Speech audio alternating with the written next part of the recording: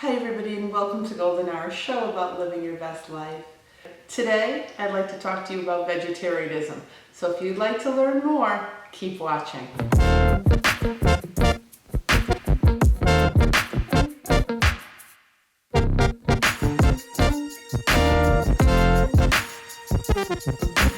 So rather than have a scripted talk with statistics and arguments back and forth about the vegetarian lifestyle, I thought today I would talk about my own personal experience with it, and hopefully you can learn something and draw from that, and maybe you'll even change your lifestyle a little bit. I was just like many of you, brought up with eating meat and bacon and wearing fur back in the 60s and wearing leather. And I almost feel like I was brainwashed into that life. I wasn't really given a choice. But back then, people weren't very woke about certain things. They didn't see the connection. And throughout my life, I've always had this connection to animals, a very deep connection. My middle name is Frances. I was brought up Catholic. St. Francis of Assisi is my patron saint, and I don't think it was an accident that I had that middle name. So I always had an affinity for them, and my parents would never let me have a pet except for goldfish and turtles.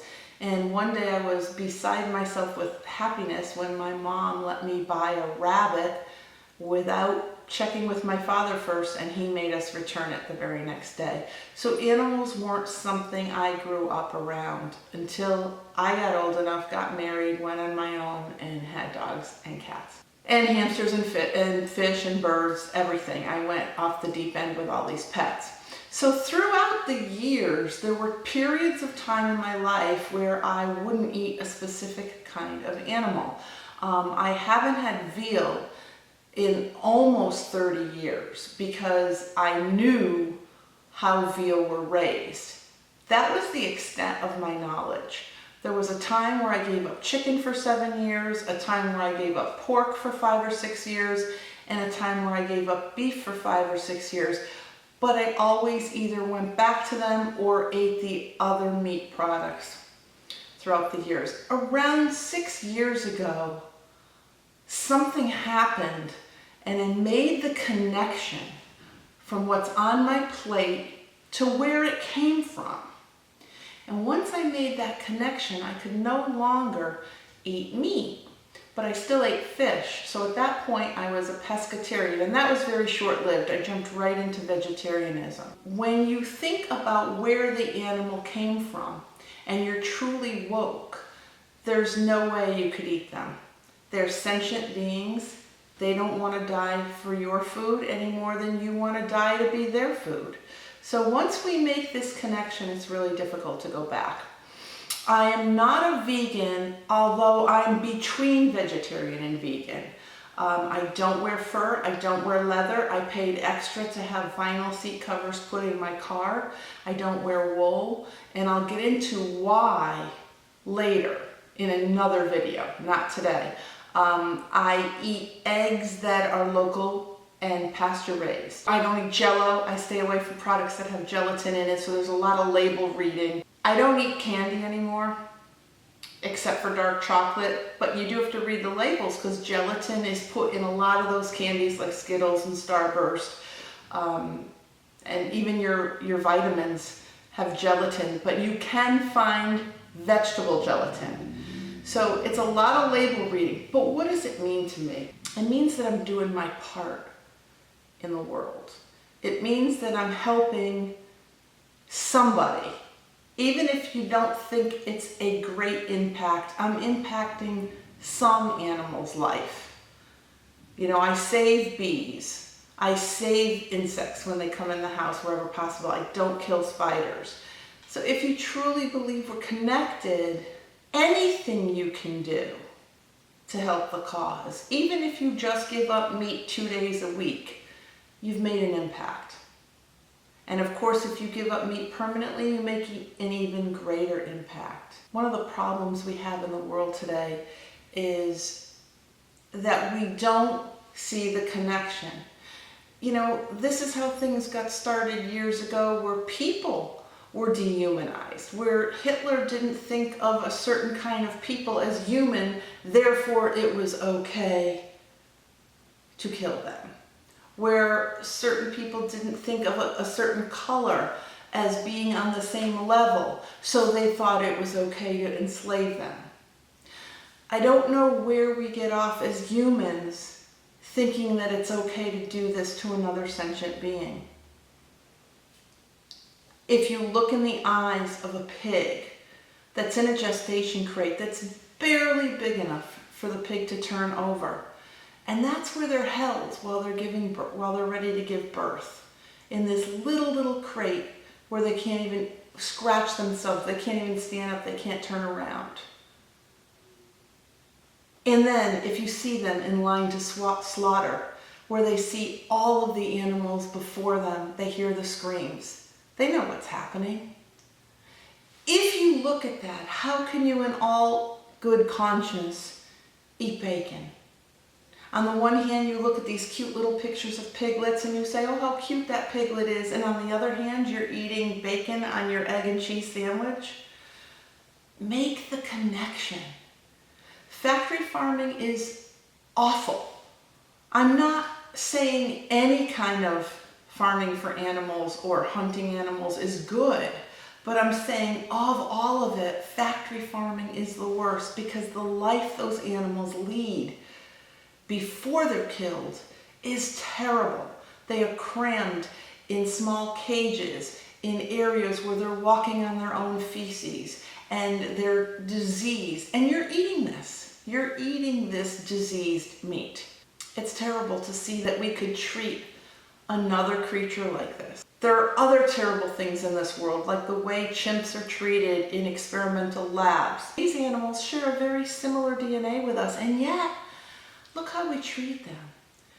I don't want to put any copyrighted stuff in this today, but if you truly look at the picture of an animal going to slaughter, of a gorilla in captivity, you can't do that. You can't have a heart.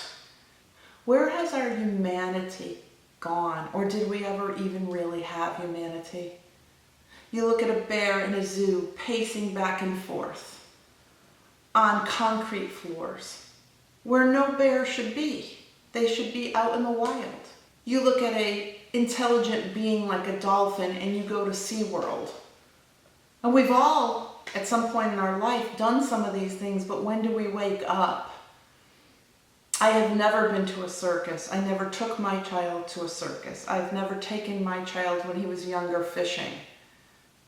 We need to have compassion. We need to put ourselves in the animal's shoes. And then it's fair. Then it's fair. If you have as much chance of being slaughtered by the animal that they have of being slaughtered by you, then it becomes a fair fight. But right now it's the big, strong people killing these little animals, these little chickens and bunny rabbits for their own pleasure, for their own food, for their own fashion. Is that what we've become? We can dehumanize other people, and we can make animals and other sentient beings like objects that are there for our disposal. I don't know what will happen in the future. I've resolved myself to live a lifetime of vegetarianism, but I've learned never say never, because you truly don't know what will happen in your life. But I believe it's murder. If you could look at your dog or your cat or your bird that you have in your house that's sleeping on a pillow that's so comfortable that by an accident of birth, that animal became what we domesticate and the chicken or the pig is not. How is that fair? You know, by an accident of birth, you were born human. You could have been born that animal. So next time you're around a pig or a cow or even a fish, look in their eye. Put yourself in their shoes. Think about how you would feel if all your friends and family were in line before you to get slaughtered and you were next and you knew what was coming for you. Would you change then? I'm going to close this out by reading an excerpt from The Star Thrower by Lauren Eishley. It's an excerpt called The Starfish Story. This means so much to me that I even have a dancing starfish tattooed on my ankle. An old man had a habit of early morning walks on the beach. One day, after a storm, he saw a human figure in the distance moving like a dancer. As he came closer, he saw that it was a young man and he wasn't dancing at all, but he was reaching down to the sand, picking up starfish and gently throwing them back into the ocean. "Young man," he asked, "why are you throwing starfish back into the ocean? The sun is up and the tide is out, and if I don't throw them back in, they'll die." "But young man, don't you realize that there are miles and miles of beach and starfish all along it? You cannot possibly make a difference." The young man listened politely, paused, then bent down, picked up another starfish, threw it into the sea past the breaking waves, saying, "I made a difference to that one." So many times, people will say to me, "What difference do you think you're making?" Everyone will always eat meat. Maybe that's true, but the numbers of vegetarians and vegans are growing, and together we are making a difference, even if it's only for a handful. Make a difference to that one. Cut out some of the meat in your diet, if not all. Maybe boycott a zoo. Don't wear leather, don't wear fur. Anything you can do will help. Because after all, we're all connected. Have a wonderful rest of the week and go get your shine on.